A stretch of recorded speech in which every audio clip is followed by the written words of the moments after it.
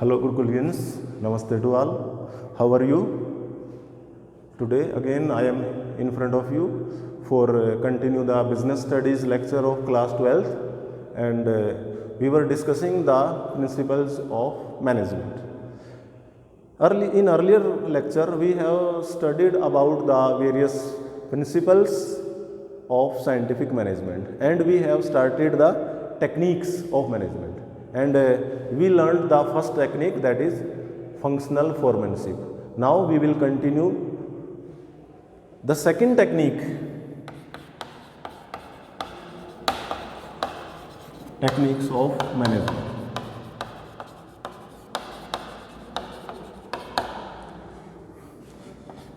First, functional foremanship.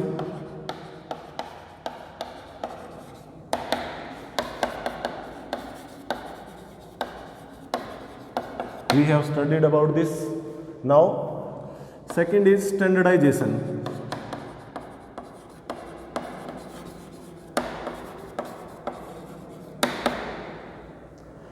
Standardization means fixing up standards before doing any job, any act, any work. There may be different ways of doing work if we fix some standards. For example, we want to recruit the workmen. हमें कर्मचारियों की different post पर वो appointment करनी है, recruitment करनी है, तो उनकी क्वालिफिकेशन का स्टैंडर्ड क्या हो. जैसे एक इंजीनियर अपॉइंट करना है तो उसकी क्वालिफिकेशन क्या हो, कितना एक्सपीरियंस हो. This is the standard. तो first before doing any work we fix up the standards. These standards may be regarding raw material, regarding machinery, regarding the qualification of different people. So, standardization means fixing up standards before doing any activity. Third technique is simplification.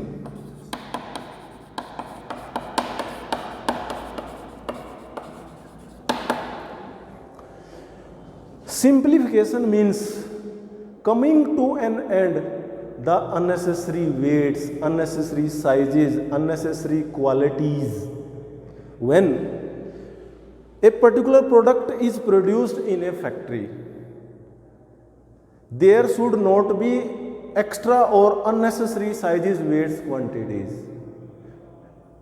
We will discuss it with the help of an example. For example, a company is manufacturing shoes, जूते बनाती company, and mostly we see the size of shoes may be 0, 1, 2, 3 up to 12. भी जूते का जो number है, 0 number का जूता, 1 number का, 2 का, 4 का, 6, 10, 12 नंबर का जूता, हम तो ये देखते हैं मार्केट में. If a company starts manufacturing the sizes of shoes like as 6, 6.25, 6.50, 6.75, 7, in the way 7, 7.25, 7.50. So this will increase the various sizes. No need. Why? If the company start manufacturing such different sizes, it will require so many human resources and different kind of machineries are to be needed. तो it will increase our cost of production. इसका कोई और भी example ले सकते हैं. जैसे कोई कंपनी टी मैन्युफैक्चर करती है, तो टी की जो पैकिंग है दैट मे बी 50 ग्राम, 100 ग्राम, 150 और 250 ग्राम, half kg and 1 kg, that is sufficient. If company start manufacturing tea in the weights of 10 gram, 20 gram, 30 gram, 40 gram, 50, that is unnecessary. So we should avoid all such manufacturing of all such unnecessary sizes, weights, qualities. That is the meaning of simplification. Fourth technique is method study.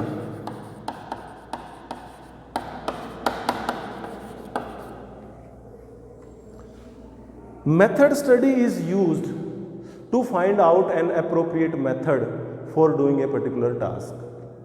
There may be different methods. So Taylor has used the technique of process chart. Taylor ने एक chart बनाया और उसने different जो alternative methods हैं वो उसने find out किए। If we want to do a particular job there में be different ways, different methods, तो we should select the best way, best method, best alternate. So in method study effort should be made to find out an appropriate method of doing a particular job.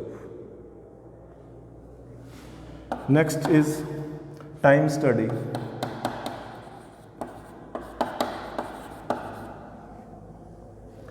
This study was conducted by the tailor to determine the standard time taken by a worker while doing the job.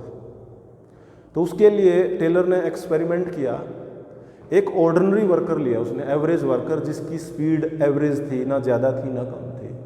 He assigned the job to the same person and note down the time for one day and in this way for the whole week he assigned him job and night time taken by him is note down, और last में उसने उसकी average निकाली। तो average निकालने से ये पता लग गया कि एक जो वर्कर है how much time he take to finish a particular job. तो in the end to note the time Taylor has use the stop watch. With the help of stop watch he noted down the time and find out the standard time. So the main objective of time study is to determine the standard time while doing a job. Second, the how much labor will be required to complete the job and how much cost will be incurred on labor. कि किसी भी job को complete करने में कितना time चाहिए, उसके लिए लेबर कॉस्ट क्या आएगी, कितनी लेबर की रिक्वायरमेंट होगी। Next technique is motion study.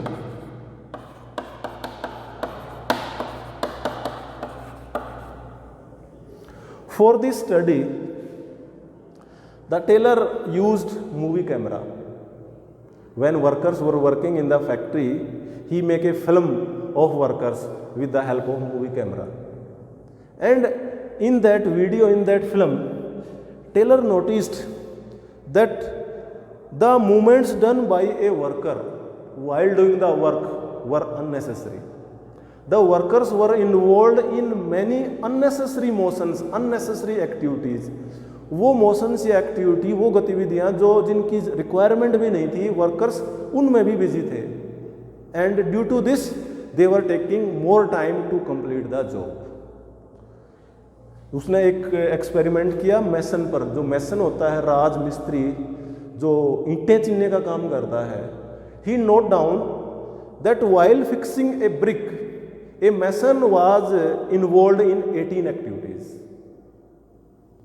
and when he studied thoroughly and see the work, he decreases it up to in 5, and later on only in 2 activity a mason was able to fix a brick. So in this way, through motion study, so whatever unnecessary movements are taken by a worker while doing the job, that can be reduced, that can be eliminated. The main objective of motion study is to eliminate the unnecessary movements taken by a worker while doing the job. Next is fatigue study.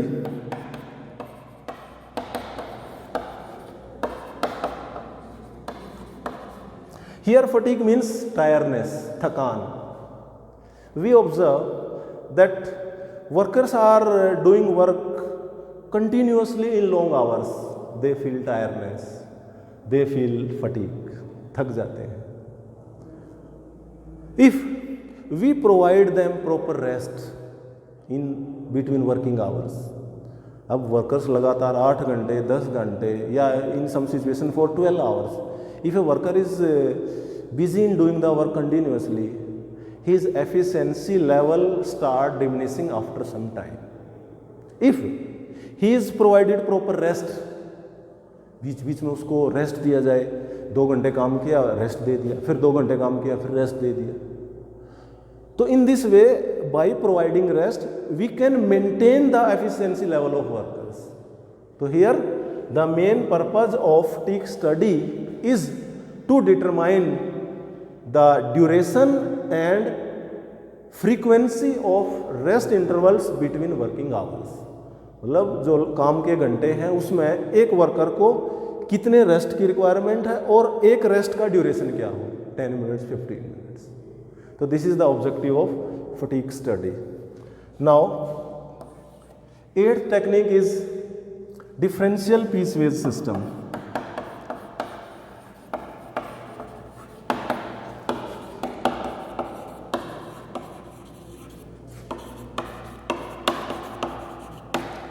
Differential piece wage system. So this technique is concerned with making payment of wages to workers in the form of an incentive plan. So under this technique, Taylor has differentiated between efficient and inefficient workers. And for this purpose, he decided two wage rates.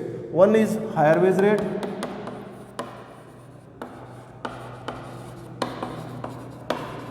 and second is lower wage rate.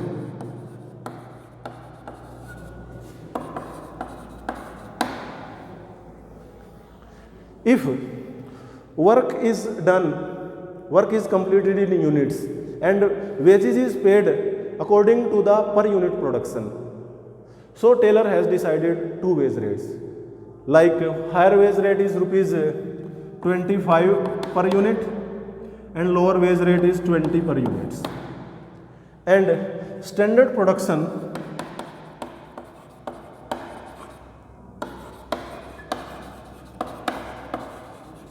is 20 units in a day, 20 units per day. इसका meaning ये है कि हर worker को एक दिन में कम से कम 20 unit का प्रोडक्शन करना होगा. इफ ए वर्कर प्रोड्यूसेस 20 और more units, he will be paid at higher wage rate.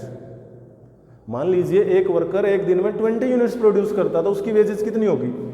20 into 25, that will be 500. 20 unit उसने प्रोड्यूस की, उसकी वेजेस होगी 500. या ज़्यादा प्रोड्यूस की, if he produces more than 20 like 25 units, तो हिज वेजेस विल 25 इंटू 25.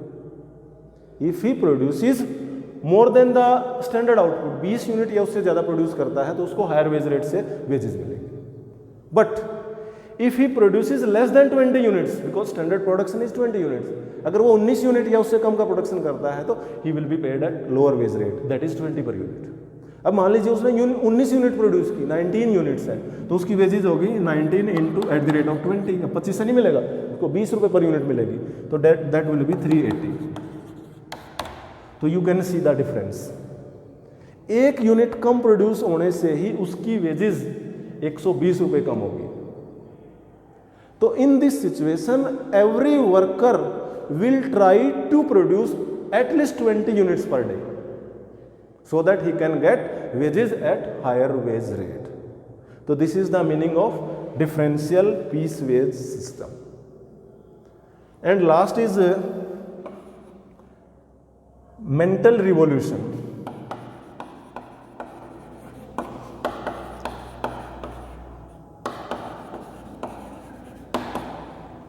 मानसिक क्रांति. According to Taylor, there is a need to change the mentality of both workers and management. What is the mentality of labor workers? They want to do minimum work and want to get maximum salary, maximum wages. This is the mentality. And what is the mentality of management? Management want to get maximum work and to provide minimum salary. This is the mentality of management. So there is a need to change the mentality of both the parties, labor and management. If both the parties make efforts to increase the profits instead of fighting over profits, if they focus to increase in the profits, definitely both will get maximum share. जब labour ज़्यादा hard work करेगी, profit ज़्यादा होगा, management उनको ज़्यादा salary दे पाएगी. In the same way, if management give them maximum salary, so labor will work with more hard work, again profit will increase and management will also get increase here. So this is the meaning of mental revolution. Now the last topic is comparative study of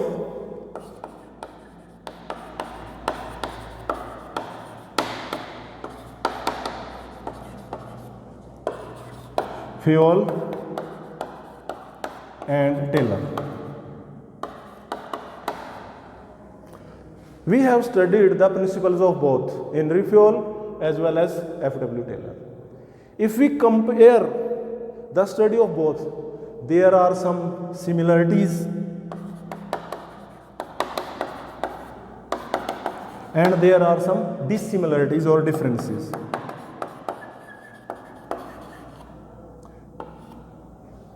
So what are the similarities between the theory given by Fayol and Taylor?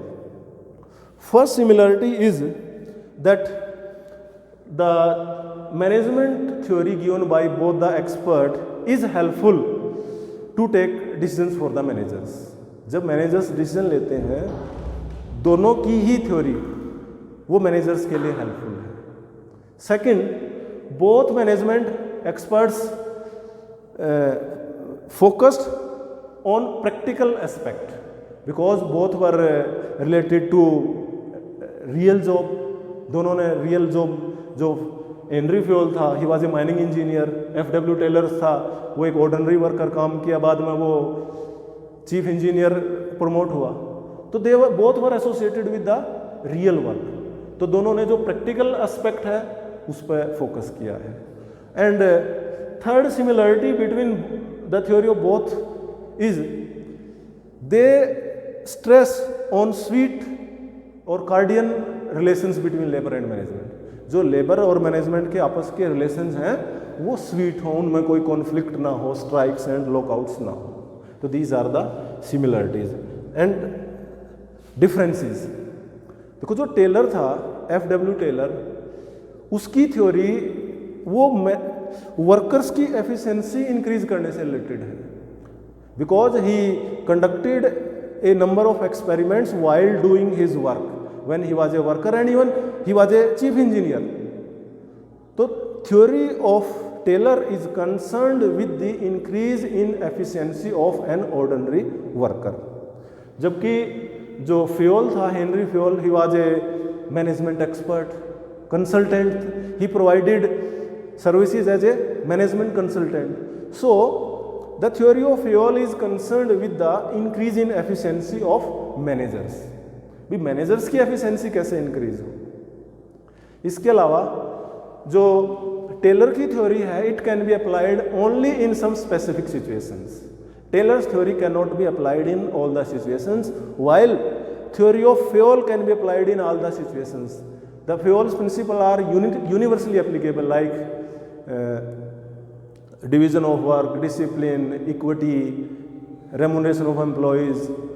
These are universally applicable. One more difference between the two is regarding unity of command. Taylor was of the opinion that a person should be provided help of various experts, like we have studied in functional foremanship. He has appointed 8 experts, 4 at office level, 4 at factory level. जबकि जो Fayol है, Fayol has given the principle of unity of command. According to him, there should be only one person, one superior who give orders and instructions at one time. So this is the difference. Taylor, F.W. Taylor write a book that is on scientific management, principles of scientific management, while Fayol has written a book named Principles of General Administration. Taylor was called as father of scientific management, Fayol was called as father of general administration. So these are the various differences between the theory of both the management experts. Now this topic is over. The homework, for complete homework regarding principles of both Taylor and Fayol, you will go through the medium of PDF, and if you have any queries, you can talk on with the help of WhatsApp. That's all. Thank you.